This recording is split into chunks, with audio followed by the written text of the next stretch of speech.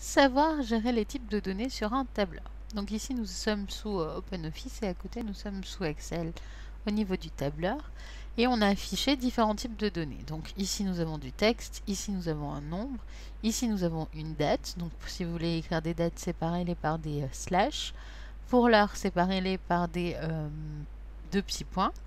Pour la monnaie, vous rajoutez le symbole de la monnaie en question et la formule. Donc une formule commence par le signe égal et affichera le résultat de l'opération. Donc ici 2 plus 1, ça fait bien 3. Donc il m'affiche 3, qui est le résultat de ma formule. Même chose de ce côté. Donc vous voyez qu'on a toujours deux petits points pour l'heure, qu'on a le slash pour la date, qu'on a le symbole pour la monnaie qui va s'afficher. Si jamais ici, ce n'était pas un nombre qu'il fallait que je fasse, mais c'était un monétaire. Donc, je vais pouvoir retourner sur ma case en question. Je fais un clic droit pour atterrir dans Formatage des cellules. Et donc là, dans l'onglet qui s'appelle Nombre, vous allez pouvoir choisir quel type vous voulez pour votre cellule en question. Donc, si c'était du monétaire, je vais dans Monétaire et je choisis le format que je veux. Donc ici, je suis en euros. Donc je peux choisir avec ou sans virgule et je peux choisir plusieurs formats possibles.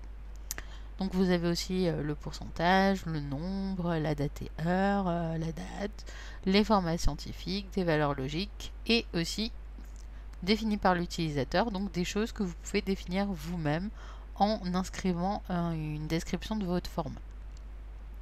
Donc je vais reprendre ici monétaire avec le petit symbole de l'euro. OK. Donc vous voyez que hop, il va s'afficher en symbole de l'euro. Même chose de ce côté. Donc sous Excel, par le clic droit, vous allez pouvoir accéder à un format de cellule. Et donc là, ça s'appelle nombre aussi. Et vous avez différents types pour chaque chose que vous voulez mettre dans votre cellule. Donc monétaire, nombre, standard, date, heure, vous choisissez votre symbole, etc. Donc ici nous sommes à 12, si on mettait en euros, OK, avec des virgules, nous avons la même chose. Voilà pour tout ce qui était formatage de type de données.